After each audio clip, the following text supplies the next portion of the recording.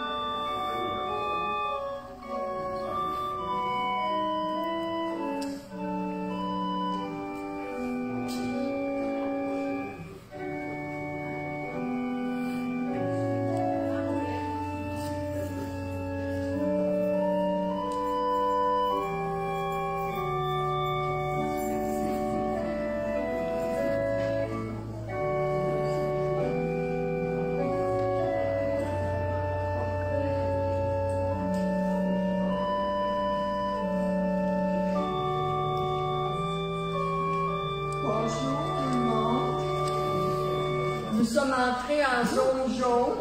Nous profitons de certains élargissements, mais certaines consignes restent obligatoires, dont la désinfection des mains, le port du masque de procédure pour tous les déplacements.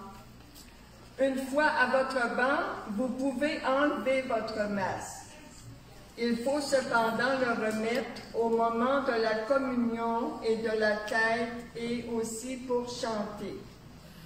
Pour quitter l'Église, il est important de porter le masque et de respecter les 2 mètres de distanciation. Merci de votre précieuse collaboration. Aujourd'hui, nous passerons la quête avant la célébration pour que nous puissions placer vos dons avec les offrandes devant l'autel. Merci de votre générosité. Bonne célébration.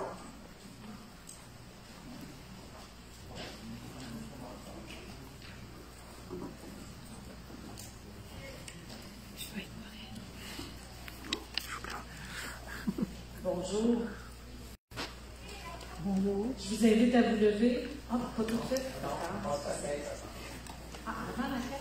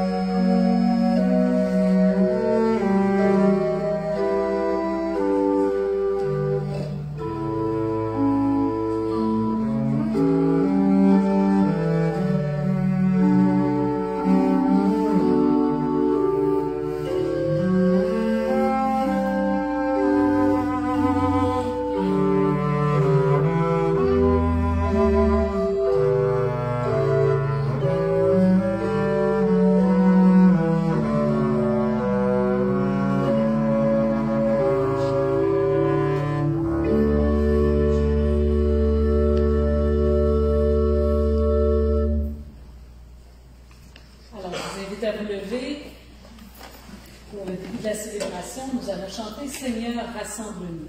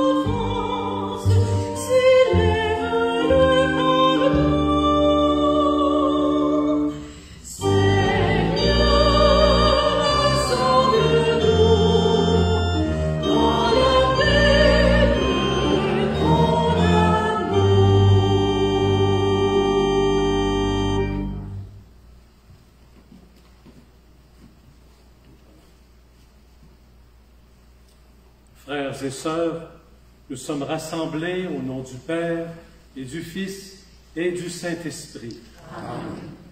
La grâce de Jésus, notre Sauveur, l'amour de Dieu notre Père, la communion de l'Esprit Saint consolateur soit toujours avec vous. J'ai le privilège, qui n'est pas une joie complète comme dans une autre circonstance de fête, mélangée de tristesse aussi, mais d'espérance et de confiance en l'avenir pour la communauté chrétienne de Notre-Dame de Foix, que je me retrouve avec vous pour présider la fermeture au culte de cette Église que vous avez aimée et que vous aimez, mais que nous devons aujourd'hui quitter.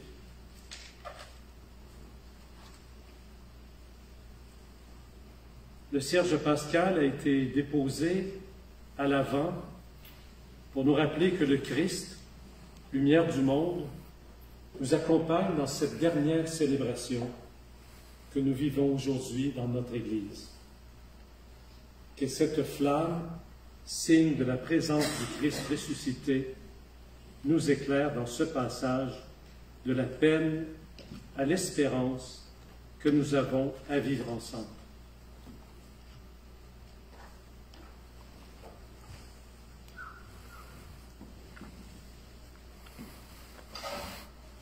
Je vous invite à vous asseoir.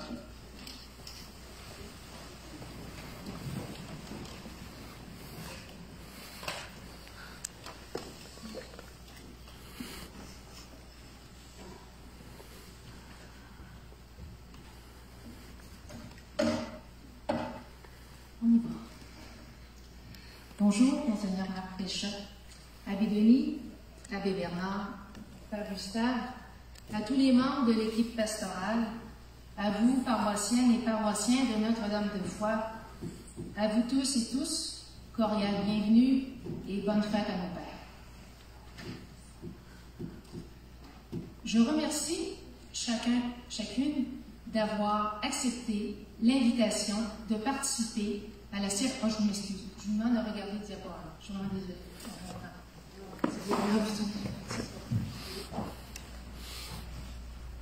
Ok, on y va.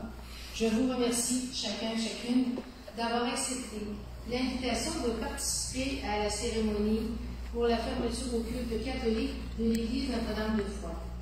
Mon nom est Sylvie Gingras et il me fait plaisir de vous accueillir pour cette cérémonie au nom de la communauté de Notre-Dame de Foix.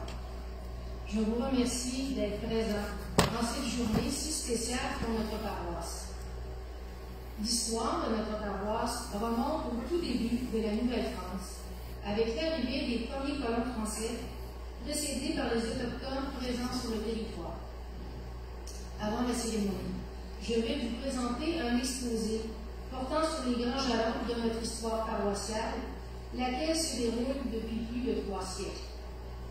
Ensemble, nous allons visualiser les étapes de la transformation de la paroisse. Le nom Notre-Dame de Foix provient d'une copie de la statuette de Notre-Dame de Foix qui avait été envoyée au Père Chaumont pour le soutenir dans sa mission en Nouvelle-France. Le Père Chaumont rapporte 2 miracles qui ont eu lieu après la construction de la chapelle. La statuette de Notre-Dame de Foix y était exposée pour susciter la prière des fidèles.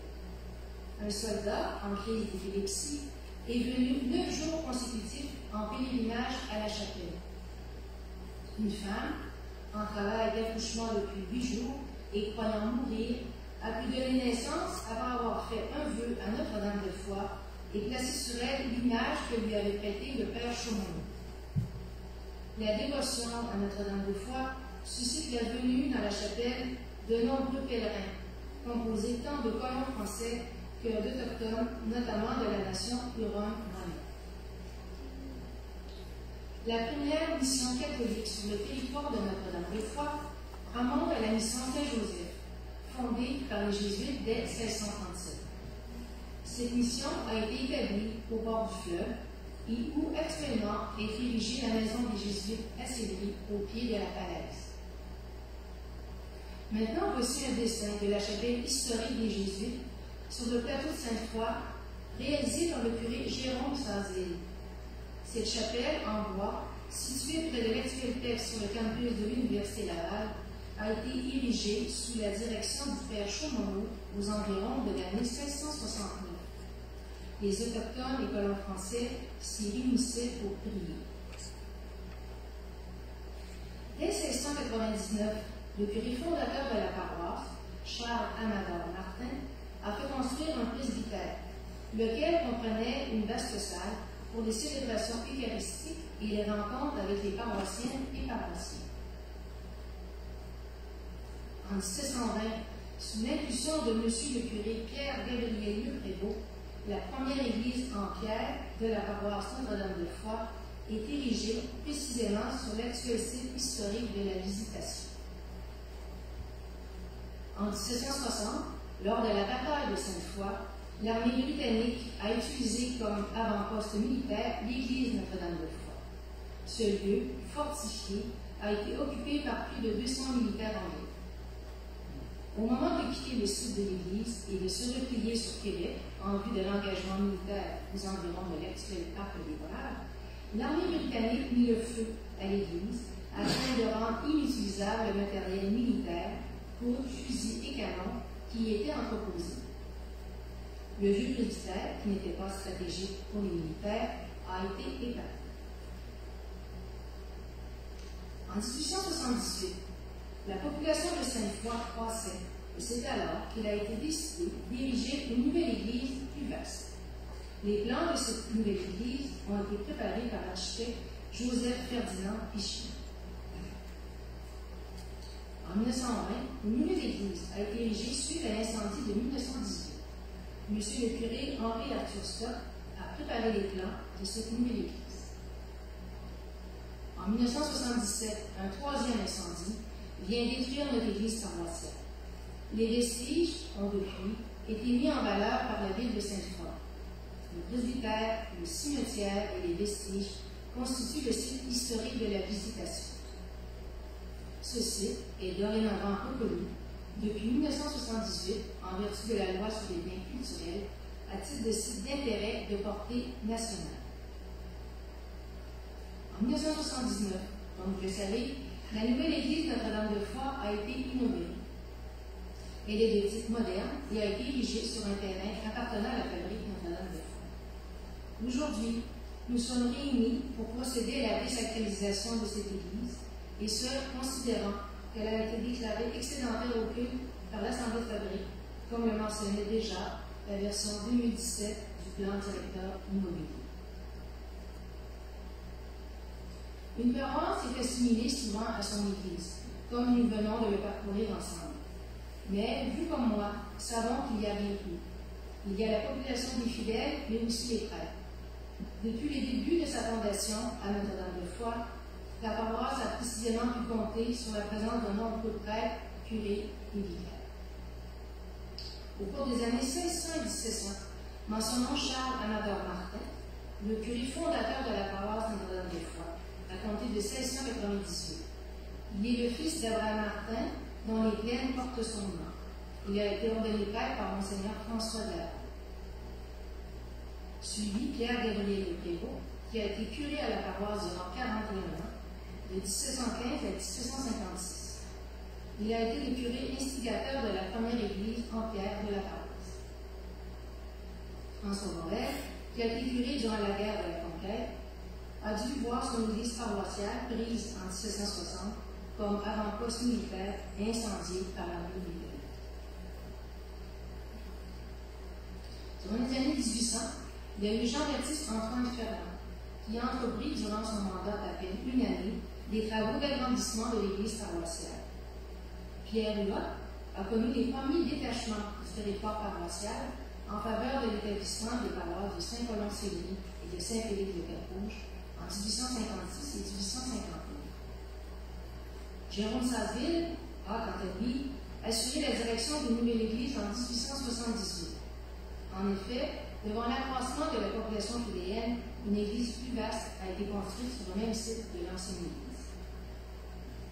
Durant les années 1900, il y a eu Henri Arthur Scott, docteur en théologie, qui a réalisé diverses recherches historiques et religieuses. Il a publié en 1902 un volume intitulé « Une paroisse historique de la Nouvelle-France, Notre-Dame de Foix ». Monsieur le chanoine Scott a été curé durant 37 ans à la paroisse et une rue du secteur Sainte-Foy de la ville de Québec porte son nom. Alfred, ou Fred Pertion, a été le curé de la paroisse durant 11 ans, de 1974 à 1985. Il a supervisé avec les membres de l'Assemblée catholique la construction de l'église actuelle. Le service funéraire de l'abbé Bertion a eu lieu dans cette église. Il a été enterré dans le cimetière paroissial et il est allé rejoindre les autres ecclésiastiques de la paroisse qui sont unis, que ce soit Pierre-Gabriel Prévost, François Borel, Pierre Huot, Jérôme Saint-Ville et Henri Arthur Scott. Guy Blondeau a été le curé de la paroisse Saint-Jean-Baptiste de la Salle et par la suite de la paroisse Notre-Dame de Foix. Paul-Henri Plamondon a été le premier curé à la tête d'un regroupement pastoral de 4 paroisses à Sainte-Foy, Notre-Dame de Foix, Saint-Mathieu, Saint-Geneviève et Saint-Denis-du-Flac. Tous très appréciés dans la paroisse, 3 de nos anciens curés ont été nommés évêques. Comme vous le savez, Monseigneur Jean-Pierre Blais est l'actuel évêque de Bécomo. Monseigneur Guétancourt est l'actuel évêque de Gaspé. Et le retraité, Monseigneur Pierre-André Fournier, décédé prématurément, a été l'évêque de Rimouski. Il y a eu également différents pasteurs qui ont été nommés pour une courte période. Monseigneur Pierre Gastonguay, Roger Labbé, Jean-Luc Laflamme, Guy Rivard et Yvon Chénier. En fait, je vous présente nos 2 plus récents pasteurs, l'abbé Bernard Duquette et l'abbé Nicolas. Au nom de tous les paroissiens et paroissiennes, nous vous remercions de votre engagement pour la paroisse Notre-Dame de Foix. Il en va également pour tous les autres curés qui vous ont précédés. La paroisse se transforme. Suite à des voyages aux États-Unis, notamment à New York, où le curé Henri Arthur Scott a constaté que les villages agricoles en périphérie des villes sont devenus des banlieues urbanisées. Il anticipait que le développement urbain fasse perdre le caractère rural de sa paroisse à Sainte-Foy. Dès 1902, le curé Scott a été un visionnaire pour le développement de Sainte-Foy lorsqu'il écrivit ceci. Avec l'arrivée du Grand Pont, les champs cultivés seront peu à peu envahis par des lots à bâtir, des rues tracées au cordeau, des lignes de chemin de fer ou de tramways électriques, et notre petite paroisse agricole rendra le dernier supplément. Au fil des années, la paroisse mère de Sainte-Foy s'est transformée pour fonder 9 nouvelles paroisses, de 1950 à 1964.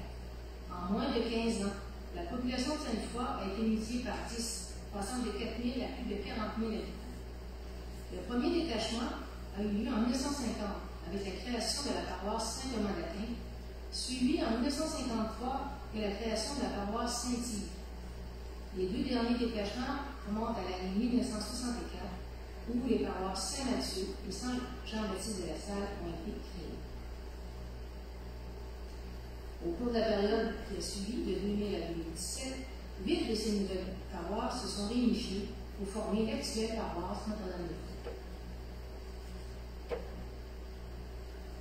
Maintenant, avec l'étape de la désacralisation de l'église Notre-Dame de Foix, la communauté paroissiale quitte physiquement ce lieu où elle a été présente pendant près de 325 ans.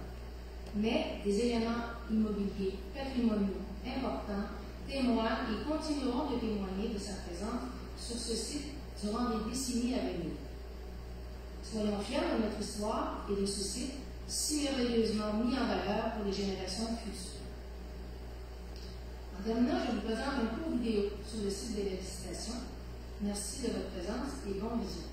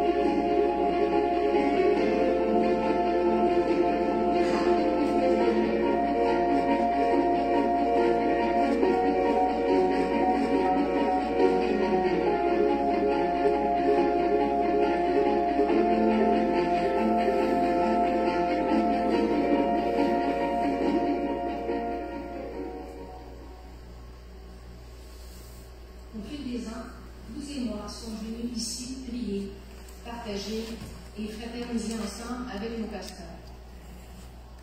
Plusieurs d'entre vous se sont impliqués bénévolement dans la communauté paroissiale, dans différents services, que ce soit la sacristie, à l'animation musicale, à la chorale, à la collecte de l'accueil, à la proclamation de la parole, à la distribution de la communion. Merci à chacun et à chacune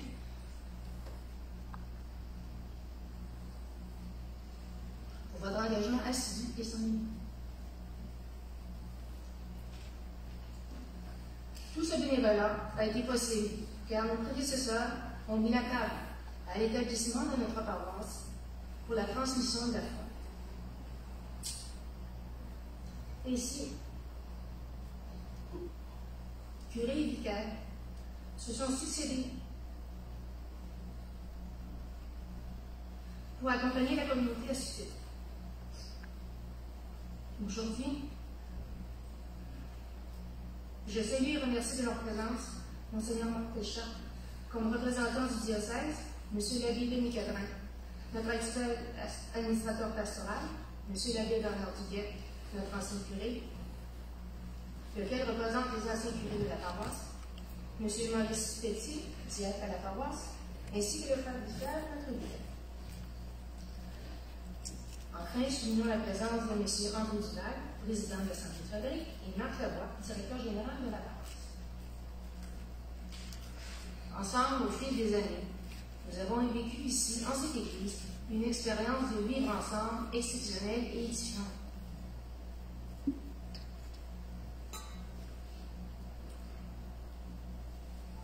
Alors que plusieurs d'entre nous venions d'autres villes, d'autres paroisses, d'autres pays,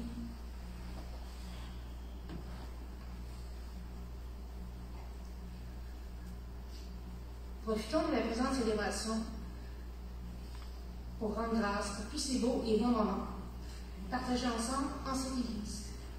Profitons également de cette célébration pour présenter au Seigneur cette nouvelle et importante étape de croissance et de renouveau paroissial. Enfin, comme le veut la tradition et les règles du droit canon, l'archevêque Gérald Cyprien Lafroy a délégué Monseigneur Marc Péchat pour agir comme évêque officiel de la présente cérémonie. Au nom de la communauté et en mon nom personnel, je remercie Monseigneur Péchat d'avoir accepté d'être nous et je vous souhaite une bonne célébration.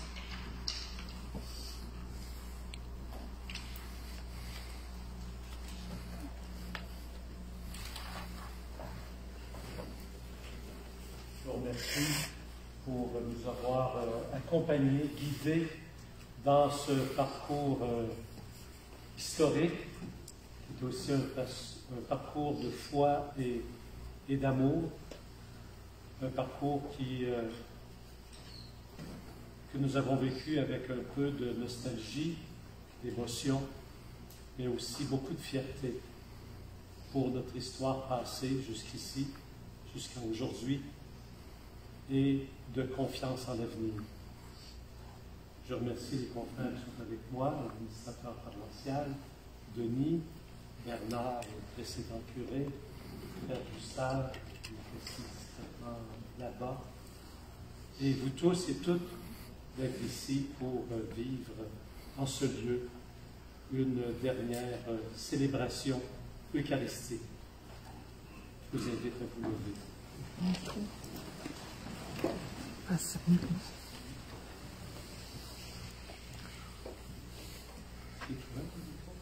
Il est ouvert? Non, il n'est pas fini. Certains disent oui, d'autres disent non. Est-ce que vous m'entendez bien? Non? Au fond, non.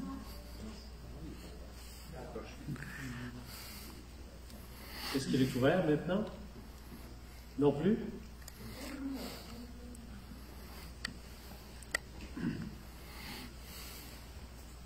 Je vais vérifier la petite lumière. J'ouvre mon côté.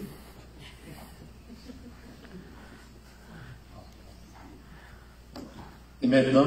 Oui. Ah.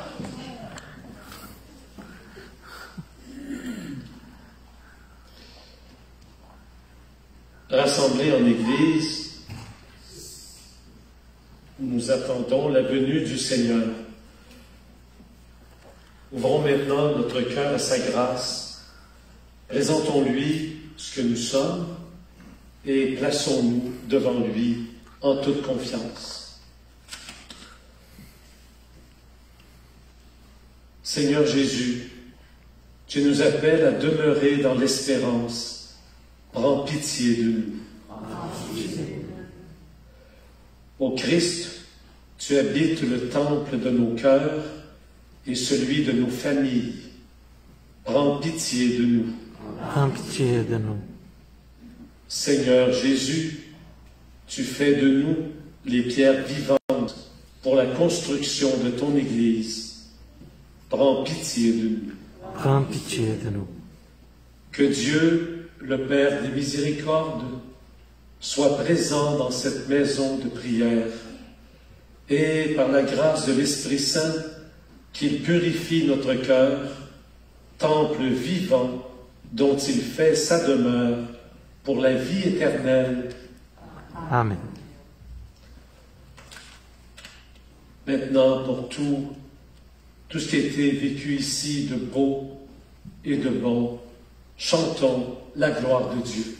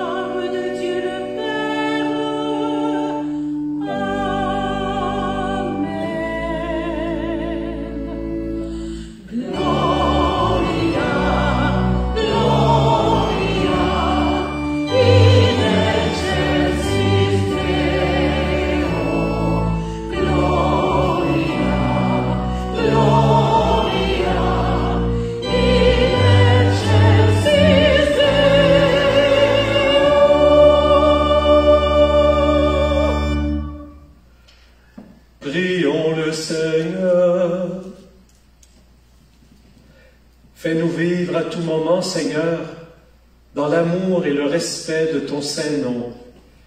Toi qui ne cesses jamais de guider ceux et celles que tu enracines solidement dans ton amour. Nous te le demandons par Jésus, le Christ, notre Seigneur. Amen. Veuillez vous asseoir.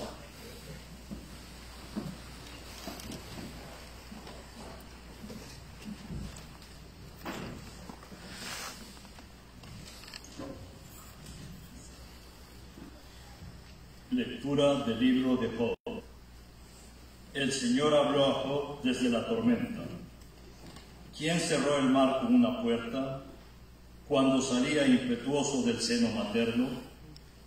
Cuando le puse nubes por mantillas y nieblas por pañales, cuando le impuse un límite con puertas y cerrojos y le dije, hasta aquí llegarás y no pasarás. Aquí se romperá la arrogancia de tus olas. Parole du Seigneur. Rendons grâce à Dieu.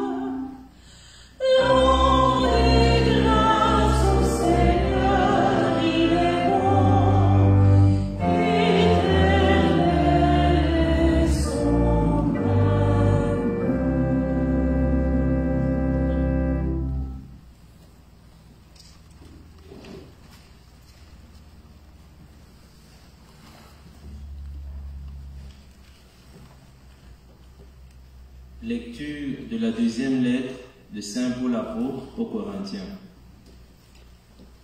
Frères, l'amour du Christ nous saisit, quand nous pensons qu'un seul est mort pour tous, et qu'ainsi tous ont passé par la mort. Car le Christ est mort pour tous, afin que les vivants n'aient plus leur vie centrée sur eux-mêmes, mais sur lui qui est mort et ressuscité pour eux. Désormais, nous ne regardons plus personne d'une manière simplement humaine. Si nous avons connu le Christ de cette manière, maintenant nous ne le connaissons plus ainsi. Si donc quelqu'un est dans le Christ, il est une créature nouvelle.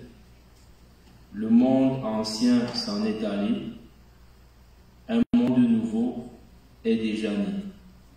Parole du Seigneur.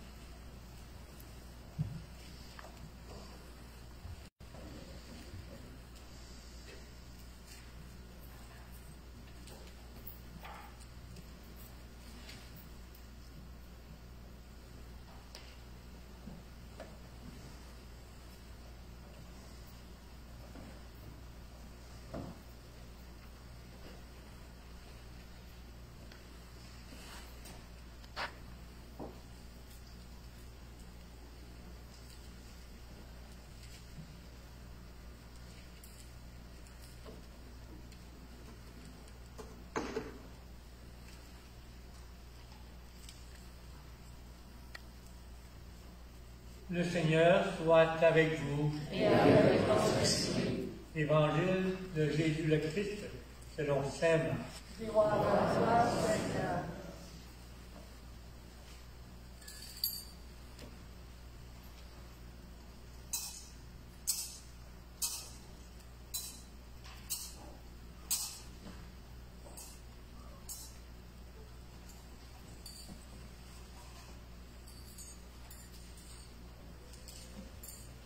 Toute la journée, Jésus avait parlé à la foule. Le soir venu, Jésus dit à ses disciples, « Passons sur l'autre rive. » Quittant la foule, ils emmenèrent Jésus comme il était dans la barque, et d'autres barques l'accompagnaient. Survient une violente tempête. Les vagues se jetaient sur la barque, si bien que déjà elle se remplissait. Lui dormait, se repoussait à l'arrière. Les disciples le réveillent et lui disent, « Maître, nous sommes perdus. Cela ne te fait rire? » Réveillé, il menaça le vent et dit à la mer, « Silence, tais-toi. » Le vent tomba et il fit un grand calme. Jésus leur dit, « Pourquoi êtes-vous si craintifs? N'avez-vous pas encore la foi? » Saisis d'une grande crainte, ils se disaient entre eux, « Qui est-il donc celui-ci pour que même le vent et la mer lui obéissent? » Acclamons la parole de Dieu. Louange à toi, Seigneur Jésus.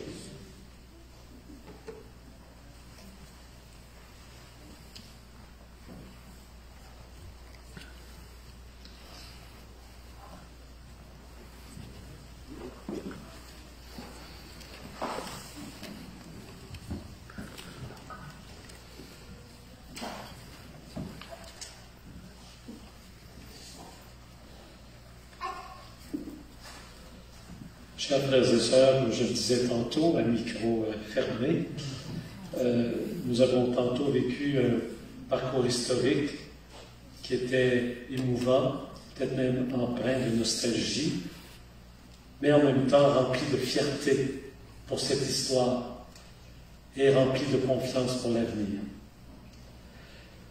Frères et sœurs, ce dimanche marque la dernière célébration dominicale solennelle dans cette église Notre-Dame de Foix. Et comme je le disais au tout début, j'ai l'honneur, teinté de tristesse, de vivre cette célébration avec la communauté locale qui fait partie de la nouvelle grande paroisse Notre-Dame de Foix au sein de l'unité missionnaire Louis Hébert. Au moment où cette église est réduite à l'état profane, comme on dit, la liturgie de la parole nous invite à passer sur l'autre rive. On n'a pas choisi ce texte pour l'occasion d'aujourd'hui, mais il nous est proposé par la liturgie dominicale. Au soir de cette longue journée de travail pour Jésus et ses apôtres, il les invite à monter dans la barque et à passer sur l'autre rive, à aller vers quelque chose de différent et d'inconnu. Le récit de cette traversée nous fait aussi affronter une tempête sur le lac, alors que Jésus dort profondément dans la barque. À entendre l'évangile d'aujourd'hui, nous voyons les éléments de la nature se déchaîner.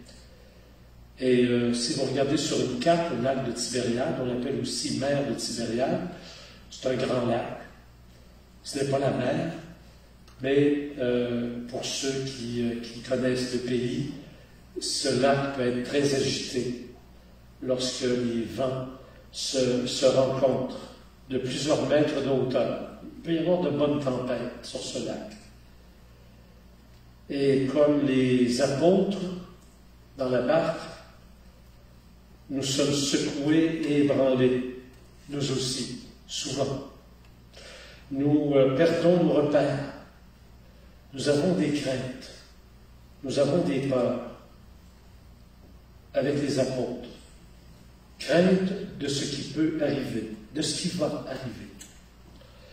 Tout ceci est évidemment une évocation des bouleversements qui accompagnent l'histoire humaine et les transformations qui accompagnent l'histoire de notre Église. La transformation incessante de ce monde qui passe et de cette Église qui avance dans l'histoire et qui, tout en étant semblable, fidèle à ses origines, n'est jamais la même et se transforme sans cesse. Et c'est vrai que les éléments de ce monde n'ont pas la promesse d'éternité, en particulier les éléments matériels. En 1698, la paroisse La Visitation de la Bienheureuse Vierge Marie était érigée canoniquement par Monseigneur de Saint-Vallier, le successeur du premier évêque, Monseigneur de Laval. Et les gens prirent l'habitude, rapidement, de la désigner sous le nom de Notre-Dame de Foix. On le rappelait tout à l'heure, plusieurs églises ont été érigées successivement sur un site qui fait partie de l'histoire des premières missions catholiques ici. Plusieurs incendies ont provoqué des reconstructions et, on l'a rappelé, une importante dévotion, Notre-Dame de Foix, s'est aussi développée ici. Votre communauté a ensuite perdu son église patrimoniale en 1977 dans un violent incendie. Il nous en reste heureusement des traces qui sont tout de même magnifiques aujourd'hui. Et dans la nouvelle église où nous sommes, construite en 1979, Notre-Dame de Foix était à nouveau présente pour accueillir vos prières et apporter consolation. On a pu croire, il y a 2 ou 3 décennies, que cet édifice religieux où nous sommes traverserait le temps et survivrait à plusieurs générations. Il en a vu quelques-unes passer. Et les personnes qui ont participé à la construction de cette église n'ont probablement jamais pensé qu'un jour, ce bâtiment, où ils ont vécu tant d'événements, heureux ou moins heureux, mais toujours dans la foi et l'espérance, qu'un jour ce bâtiment serait désaffecté et que le culte chrétien prendrait fin dans ce lieu. Et pourtant, nous sommes là aujourd'hui pour vivre cet événement qui est douloureux, mais un événement qui marque aussi un passage que nous vivons dans la confiance et dans l'espérance. Dans l'évangile d'aujourd'hui, nous voyons des apôtres qui sont ébranlés par la tempête. Mais à mesure que leur perte leur paraît inévitable, ils sont désarçonnés par la présence de Jésus endormi au fond de la barque. Les exégètes nous disent que c'est en même temps la symbolique de Jésus qui repose au tombeau avant la résurrection. Mais c'est aussi, dans notre vie quotidienne, ce rappel que la présence de Jésus avec nous est souvent très discrète et même à certains moments silencieuse. Jésus dort au fond de la barque. Jésus, dans la vie quotidienne de ce quartier, Jésus dort dans cette église, Jésus dort au fond de nos cœurs et il attend d'être réveillé. Les apôtres sont désarçonnés par la présence de Jésus, endormis au cœur de cette tempête. Comment peut-il dormir quand la barque de l'Église est autant secouée et certains diront même menacés? La question à laquelle nous sommes confrontés, comme les premiers apôtres, est évidemment celle qui travaille le cœur et l'esprit de quantité d'hommes et de femmes dans nos communautés de foi d'aujourd'hui. Alors que notre Église fait une traversée houleuse vers une autre rive, pourquoi faut-il passer par là? Nous demandons-nous peut-être. Pourquoi cela arrive-t-il? Et qu'est-ce qui va arriver après? Le propos de l'Évangile est de nous dire que tout ce que nous connaissons, ce que nous voyons, ce qui fait le tissu de l'expérience humaine à travers l'histoire, qu'il s'agisse des paysages de la campagne, des paysages urbains, qu'il s'agisse des constructions qui édifient les civilisations, qu'il s'agisse des monuments, tout cela va changer de visage et peut-être disparaîtra un jour. Nous sommes engagés dans une traversée et nous passons à une autre époque de la vie ecclésiale. Nous passons sur une autre rive, différente de celle qui nous était familière. Et les difficiles passages que nous vivons, les deuils que nous devons faire, la transformation de nos manières de faire l'Église ensemble, cela ne marque pas la fin. Cela n'est pas le signe de la fin de la présence et de l'action de Dieu au milieu de nous, et surtout de sa présence et de son action en nous. Les personnes que nous sommes sont le vrai temple de Dieu. Ce sont nos personnes qui forment la véritable Église.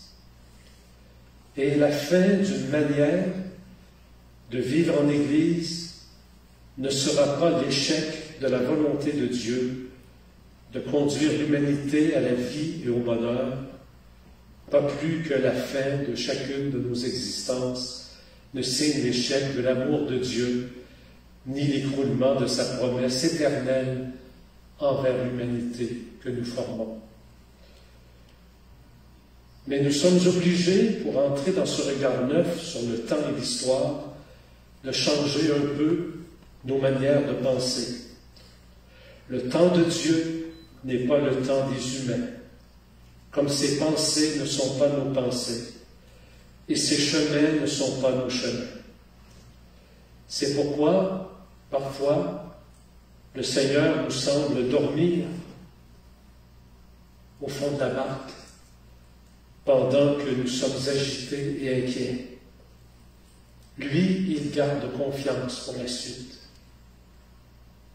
Et il veut nous transmettre cette confiance. C'est cette confiance en l'avenir que nous allons lui demander ensemble aujourd'hui. Le Seigneur a confiance pour la suite. Il a confiance en nous. La suite sera forcément différente. Mais la tempête sera apaisée et la barque de l'Église poursuivra son chemin jusqu'à notre rive, jusqu'à la prochaine rive. Notre Dieu, dans toutes nos tempêtes, manifeste sa puissance et sa gloire dans son Fils ressuscité. Nos yeux ne sont pas encore tout à fait ouverts sur cette manifestation du Christ qui, au milieu des changements de ce monde, reste toujours tout proche de nous, à notre porte, dans nos cœurs, nous invitant tranquillement à la confiance. Ce bâtiment où nous sommes, cet espace où nous avons eu beaucoup de joie à célébrer, bientôt ne servira plus à nos rassemblements et à nos célébrations, mais le corps du Christ que nous formons ensemble, lui, demeure bien vivant et demeure debout, parce que c'est nous qui en sommes les pierres vivantes, en continuant de prier ensemble dans d'autres lieux et d'être partout les témoins de l'amour de Dieu qui accompagne nos pas. Frères et sœurs, nous avons le droit d'être tristes, peut-être même d'être un peu inquiets de l'avenir, mais nous avons aussi le droit d'être confiants, nous avons le droit d'être fiers, nous avons le droit d'espérer, et nous pouvons en même temps affronter tous les événements qui se présenteront, dans la confiance que le Seigneur ne nous abandonne pas et qu'il reste avec nous. Nous avons, plus que jamais ensemble, à construire un édifice de pierre vivante. Et cet édifice de pierre vivante, c'est la communauté, la grande paroisse Notre-Dame de foi, qui demeure avec toutes ces communautés locales. Prions pour cela aujourd'hui, que notre confiance en l'avenir demeure forte, qu'elle demeure inébranlable. Prions les uns pour les autres afin de nous soutenir les uns les autres dans cette unique espérance. Amen.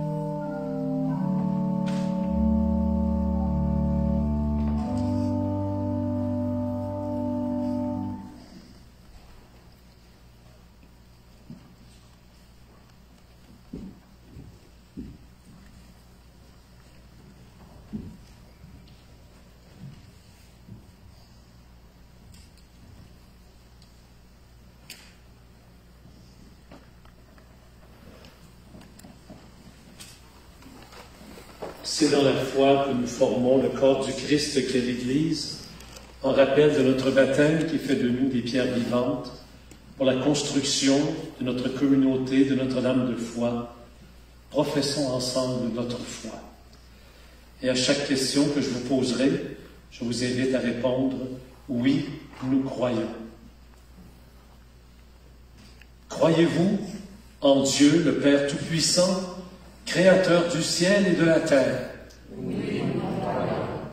Croyez-vous en Jésus-Christ, son Fils unique, notre Seigneur, qui est né de la Vierge Marie, a souffert la passion, a été enseveli, est ressuscité d'entre les morts et qui est assis à la droite du Père?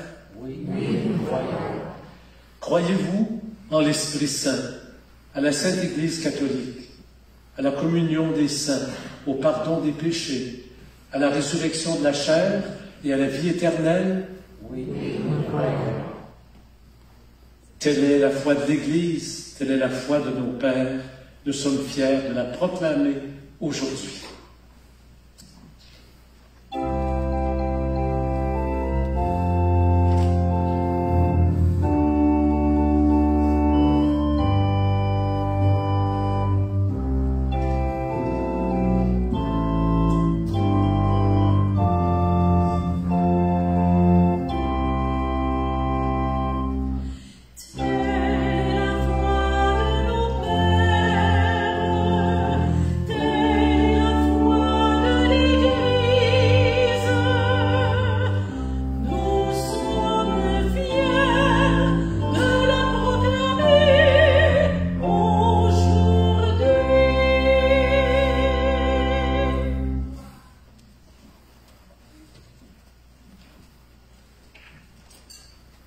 Prenons appui sur les paroles de vie que nous avons entendues pour faire monter vers le Christ notre prière. Bénissons le Seigneur qui nous accompagne dans nos joies et nos peines, afin de ne pas perdre courage pour construire son Église. Après chaque intention, nous sommes invités à répondre « Béni sois-tu, Seigneur ».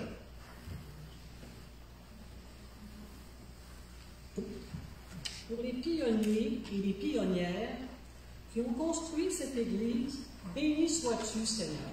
Béni sois-tu, Seigneur.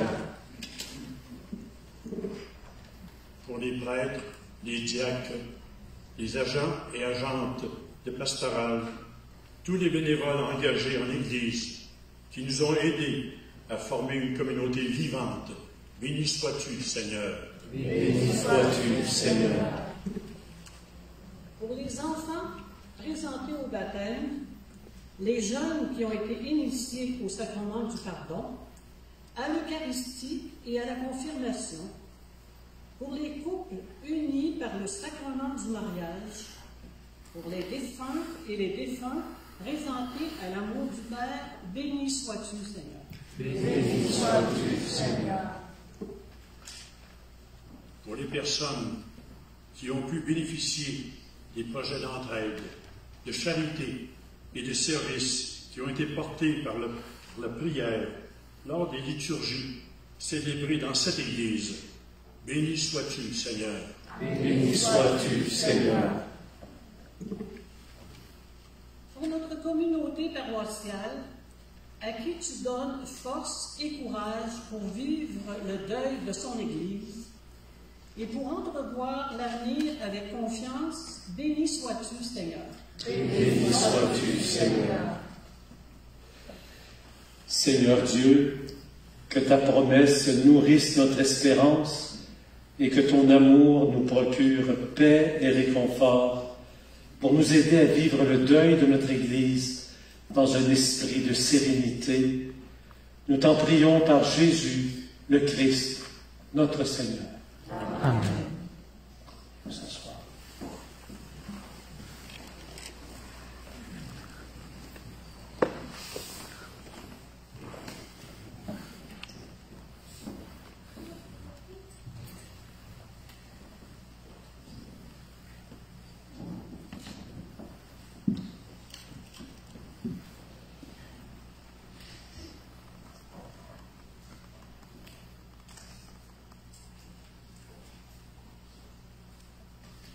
Seigneur, nous t'offrons ces fleurs qui signifient la tendresse. Elles sont l'expression de nos cœurs tournés vers toi et de tous les gestes d'accueil, de bonté et d'amour prodigués lors de nos célébrations.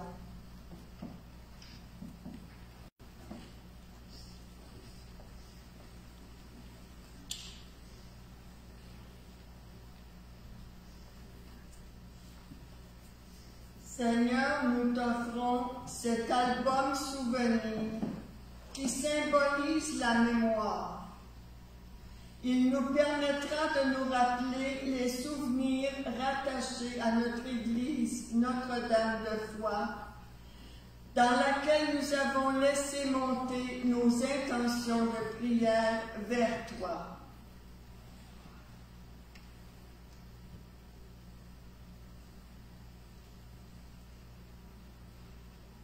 Seigneur, nous apportons la statuette de Notre-Dame de Foix pour magnifier celle qui veille sur notre paroisse depuis 300 ans.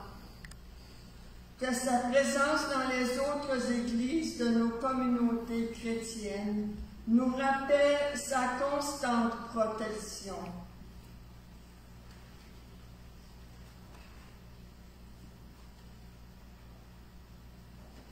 Seigneur, nous t'offrons ces dons de notre assemblée qui représentent le partage. Ils signifient une partie des largesses dont tu nous combles et ils sont un rappel de la générosité à laquelle tu nous invites.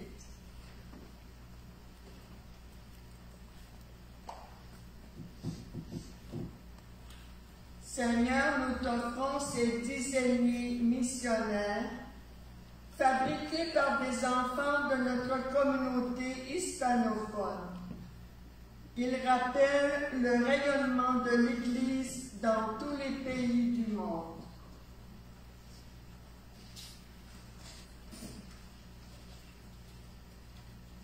Seigneur, nous t'offrons ce pain qui représente notre travail quotidien.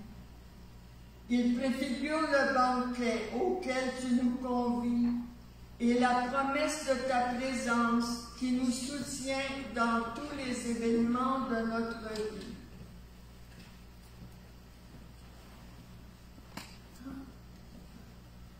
Seigneur, nous t'offrons ce vin qui évoque la fête. Il nous rappelle toutes ces Eucharisties célébrées en cette Église.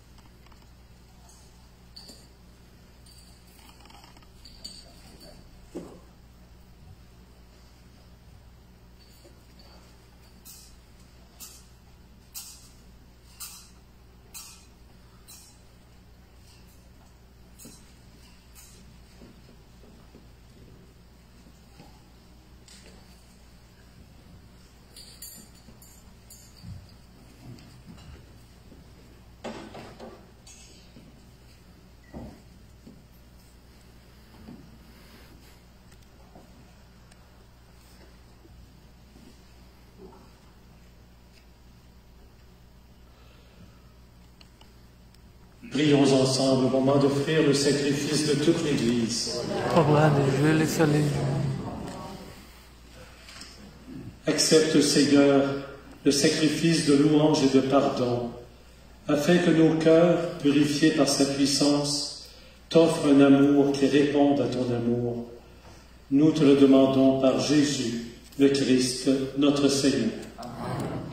Le Seigneur soit avec vous. Élevons notre cœur et rendons grâce au Seigneur, notre Dieu.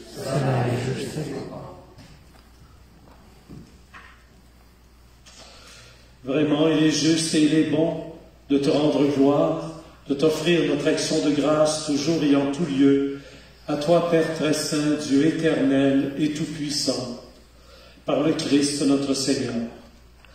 Dans sa pitié pour notre misère, il a voulu naître d'une femme, la Vierge Marie.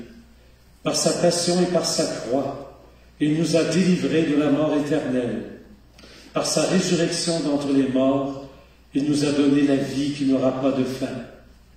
C'est pourquoi, avec les anges et les archanges, avec toutes les puissances d'en haut, tous les esprits bienheureux, nos frères et sœurs, les saints et les saintes, nous chantons l'hymne de ta gloire et sans fin nous proclamons.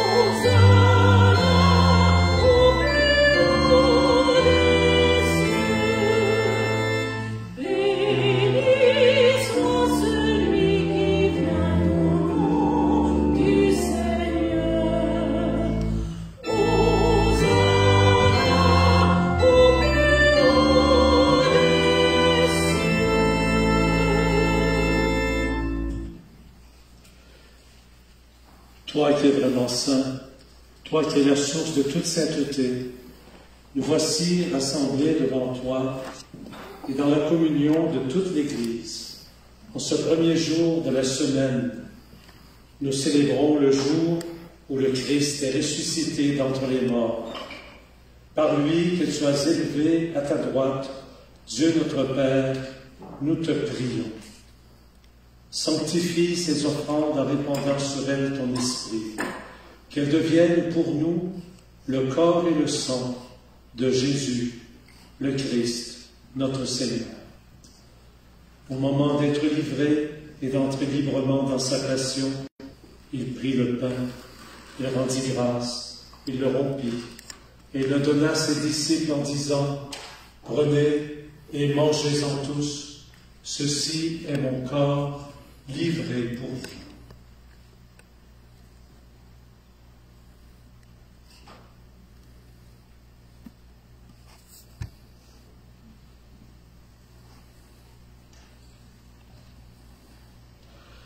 De même, à la fin du repas, il prit la coupe, de nouveau il rendit grâce et la donna à ses disciples en disant « Prenez et buvez-en tous, car ceci est la coupe de mon sang, le sang de l'alliance nouvelle et éternelle qui sera versé pour vous et pour la multitude en rémission des péchés.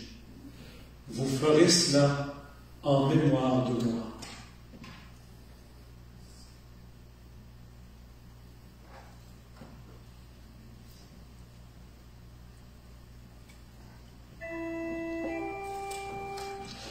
Il est grand le mystère de la foi.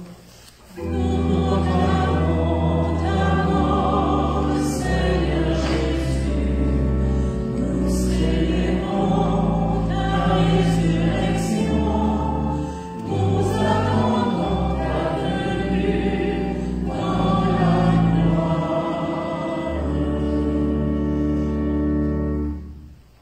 Faisant ici mémoire de la mort et de la résurrection de ton Fils, nous t'offrons, Seigneur, le pain de la vie et la coupe du salut. Et nous te rendons grâce car tu nous as choisis pour servir en ta présence. Humblement, nous te demandons qu'en ayant part au corps et au sang du Christ, nous soyons rassemblés par l'Esprit Saint en un seul corps. Souviens-toi, Seigneur, de ton Église répandue à travers le monde.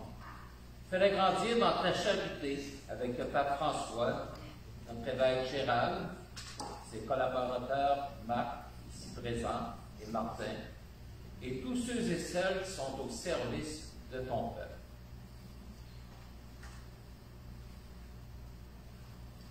Souviens-toi aussi de nos frères et de nos sœurs qui se sont endormis dans l'espérance de la résurrection,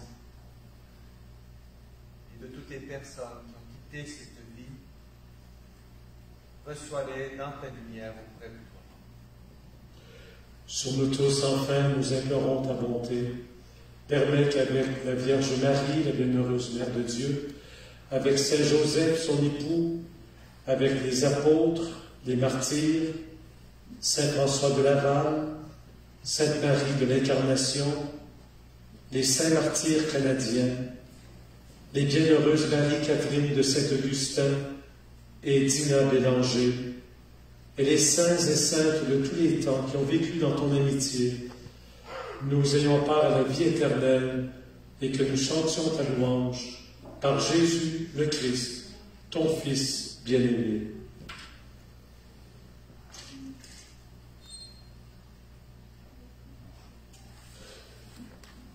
Par lui, avec lui et en lui. Amen.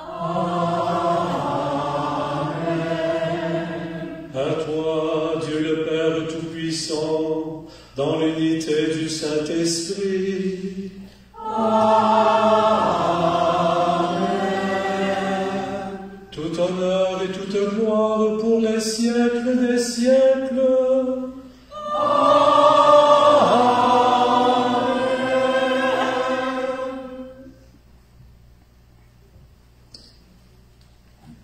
Plus que jamais, unis par une même foi et dans un même esprit, nous pouvons dire avec confiance la prière que nous avons reçue du Sauveur. Notre Père, qui es aux cieux, que ton nom soit sanctifié, que ton règne vienne, que ta volonté soit faite sur la terre comme au ciel. Donne-nous aujourd'hui notre pain de ce jour. Pardonne-nous nos offenses, comme nous pardonnons aussi à ceux qui nous ont offensés. Et ne nous laisse pas entrer en tentation, mais délivre-nous du mal. Délivre-nous de tout mal, Seigneur, et donne la paix à notre temps. Par ta miséricorde, libère-nous du péché. Donne-nous force et courage devant les difficultés et les épreuves. En cette vie où nous espérons le bonheur que tu promets et l'avènement de Jésus, le Christ, notre Sauveur. Grâce à toi qui partie la puissance et la gloire pour le siècle. Seigneur Jésus-Christ, tu as dit à tes apôtres, je vous laisse la paix, je vous donne ma paix. Ne regarde pas nos péchés, mais la foi de ton Église. Pour que ta volonté s'accomplisse, donne-lui toujours cette paix et conduis-la vers l'unité parfaite, toi qui règnes pour les siècles des siècles. Amen. Et que cette paix qui nous vient du Seigneur soit toujours avec vous. Et avec votre esprit. Dans la charité du Christ, sous le regard émerveillé de celui qui nous habite, échangez entre vous un signe de sa paix.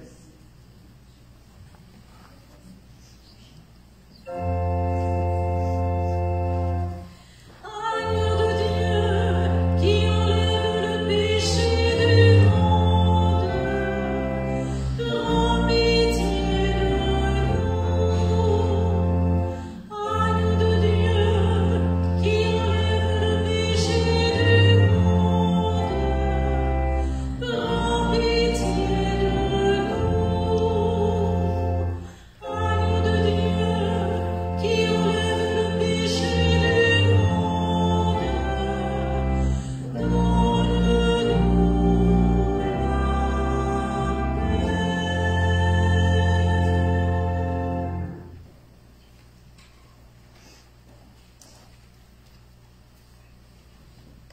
Heureuses, heureux, les invités au repas du Seigneur.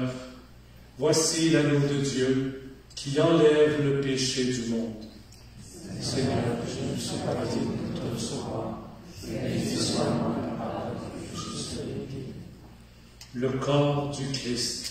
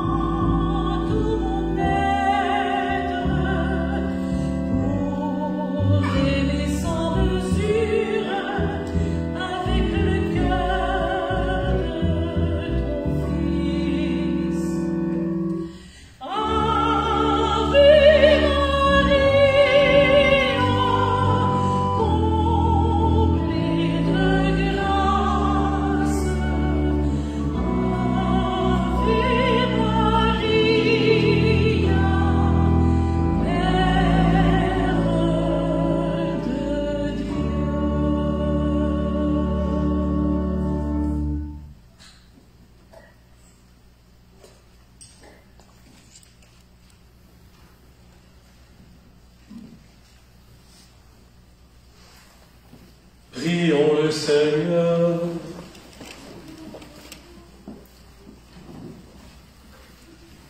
Renouvelé par le corps et le sang de ton Fils, nous implorons encore ta bonté, Seigneur. Fais qu'à jamais rachetés, nous possédions dans ton royaume ce que nous célébrons en chaque Eucharistie. C'est la prière que nous t'adressons par Jésus, ton Fils, notre Seigneur et notre Dieu, qui vit avec toi dans l'unité du Saint-Esprit, maintenant et pour les siècles des siècles. Amen. Veuillez vous asseoir, et la parole maintenant est donnée à l'abbé Denis Cadrin. Au nom de l'équipe pastorale et en mon nom personnel, merci beaucoup, Monseigneur Marc Pelchard, d'être venu présider cette célébration. Ces remerciements, je les fais avec une certaine retenue, et non de gaieté de cœur. C'est pas parce que vous avez bien fait ça, on est fiers de vous. Mais fermer une église au culte, c'est sans doute pas l'activité la plus divertissante pour un évêque, ni pour des prêtres, ni pour des fidèles, des paroissiens, des baptisés que nous sommes. C'est plus stimulant d'ouvrir de nouvelles églises et d'en consacrer, mais ça ne doit pas être souvent votre agenda de ce temps-ci d'ouvrir des nouvelles églises. L'avez-vous déjà ouvert depuis que vous êtes jamais? Vous avez oublié de rester longtemps pour moi, évêque. Merci de votre présence. Merci de votre message. Merci aussi à votre cérémoniaire, M. Jules Pomerleau. Reconnaissance également aux personnes qui ont préparé si minutieusement cette célébration. Et à vous tous et toutes qui avez apporté une belle participation durant la célébration. Je mentionne d'une façon spéciale Sylvie et Pierre. Je comprends Sylvie dans son émotion. Vous avez tellement été présents et présentes dans cette Église depuis si longtemps, pour y être depuis le début de votre enfance. Merci était à la direction des 2 comités, même 3 comités qui ont travaillé très fort aussi pour préparer tout ce que ça comporte, une fermeture au culte d'une église. Merci à tous les intervenants et intervenantes liturgiques et sacristains, Carole, Sophie, Richard, Tella, M. Borowitz. Merci beaucoup, je sais que pour vous autres aussi, vous avez tellement à cœur cette église. C'était quasiment votre première maison depuis longtemps. Parce que je sais comment c'est dur pour vous autres et pour cette chorale aussi qui a œuvré ici pendant si longtemps et qui est l'œuvre de Carole et autres aussi. Je ne pourrais pas souligner la présence de tout le monde, même si vous êtes si précieux, vous êtes des personnalités d'honneur de cette communauté chrétienne, et plusieurs depuis très longtemps. Je souligne la présence de notre ami Bernard Duquet, dernier curé en titre, représentant des anciens curés. Il y en a eu 50 moins 1, 49 curés qui sont passés ici. Je trouve bien jeune quand même pour représenter les vieux curés.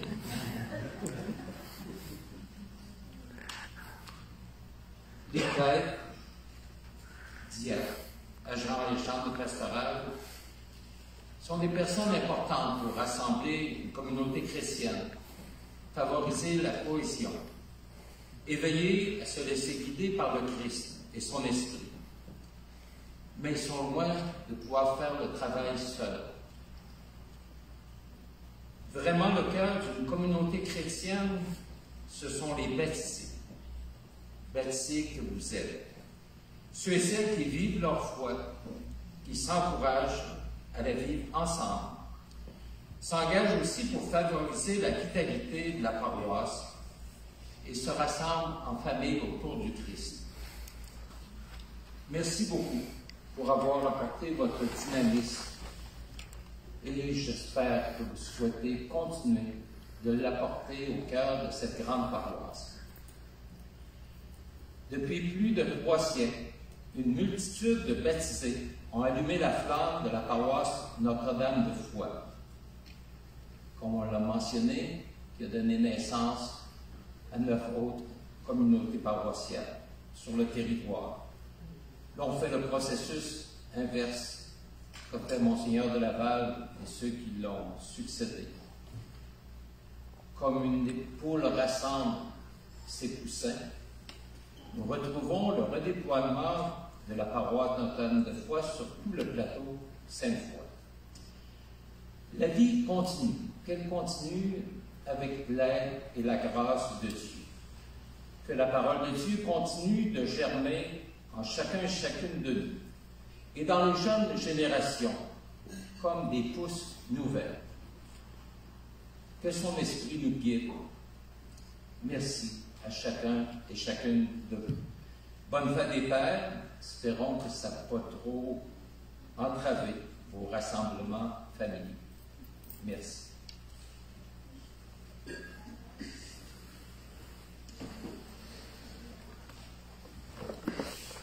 Merci beaucoup, Denis. Et merci pour ton service ici jusqu'au 31 juillet prochain.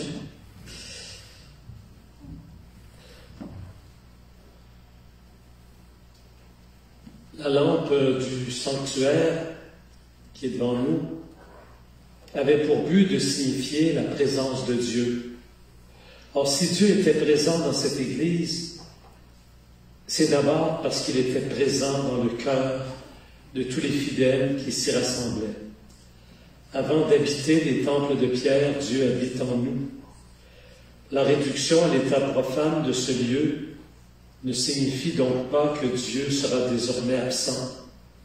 Il demeurera présent au cœur de notre communauté. J'invite Jean Gros à procéder à l'extinction de la lampe du sanctuaire.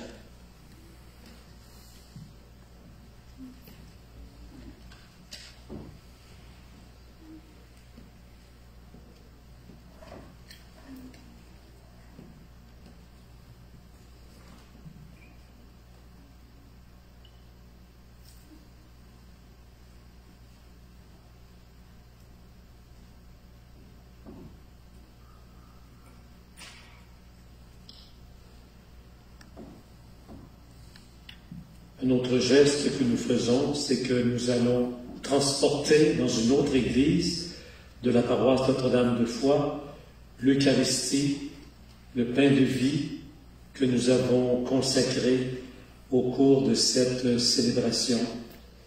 Et c'est l'abbé Denis Cadrin qui va remettre à frère Gustave le pain eucharistique qu'il apportera vers la sortie.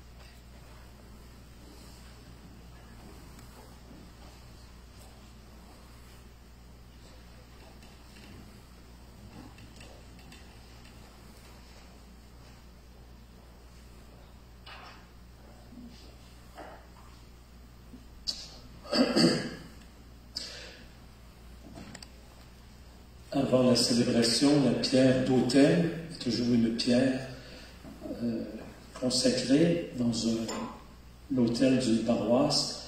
La pierre a donc été retirée. L'abbé Denis va la montrer à toute la communauté, cette pierre qu'on n'a pas souvent l'occasion de voir.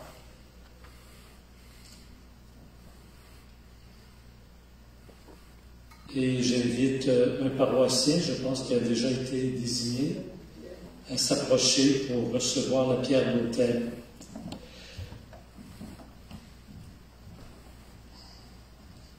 Avant de quitter cette église Notre-Dame de Foix, nous allons apporter quelques objets, gages de ce que nous avons vécu de grand et de beau lors de nos rassemblements liturgiques.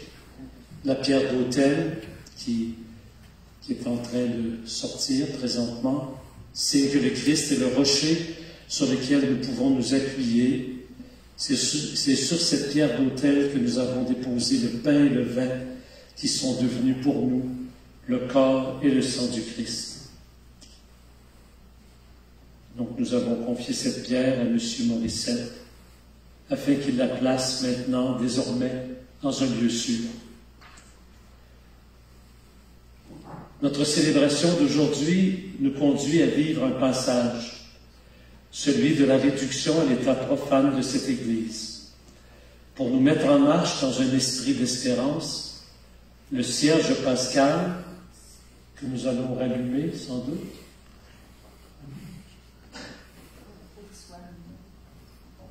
guidera la procession de sortie. Lorsque le cierge passera près de votre banc, je vous invite à vous joindre à la procession pour suivre le Christ, lui, la lumière et la vie, et notre marche nous conduira sur le parvis à l'extérieur de l'Église. C'est là qu'au nom du Seigneur, je vous accorderai la bénédiction finale. Suivons maintenant. Quelques consignes. Oui, et vous n'allumez pas le cierge pascal? Parce que mon texte me fait dire, suivons maintenant la lumière du cierge pascal, qui nous rappelle que le Christ est toujours avec nous dans les moments de passage de notre vie.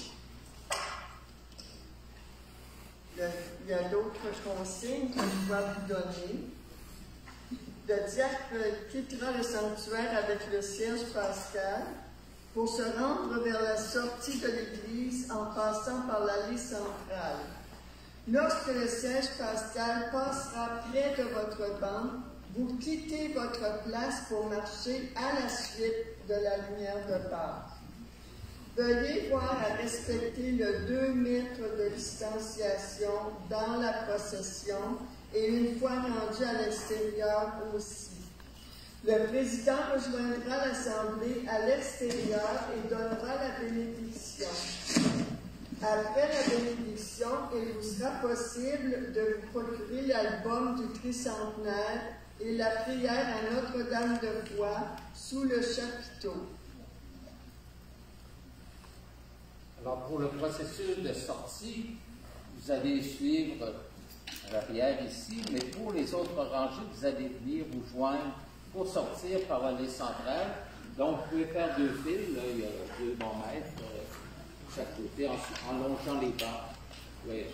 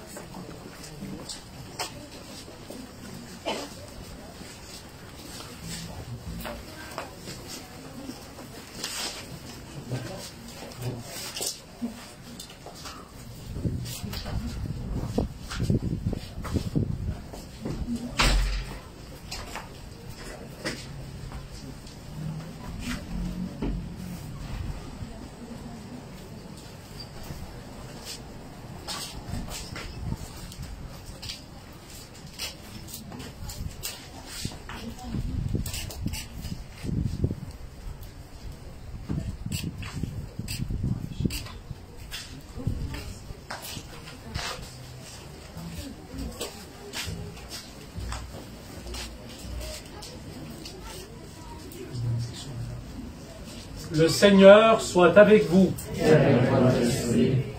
Que le Seigneur vous bénisse et vous garde. Amen. Que le Seigneur fasse resplendir sur vous son visage et vous accorde sa grâce. Amen. Que le Seigneur tourne vers vous son visage et qu'il vous apporte la paix. Amen. Et que Dieu Tout-Puissant vous bénisse, le Père, le Fils et le Saint-Esprit. Amen.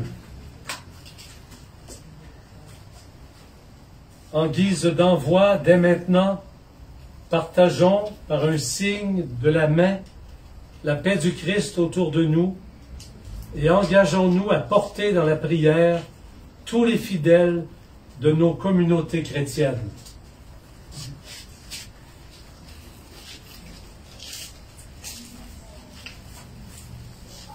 Je vais chanter l'Ave Maria dans la version originale en latin et ensuite une version qu'on avait la chance d'avoir Jean Groux ici avec nous, qui est rédacteur en chef du Novalis, et il nous a écrit les paroles du deuxième couplet pour l'Église Notre-Dame.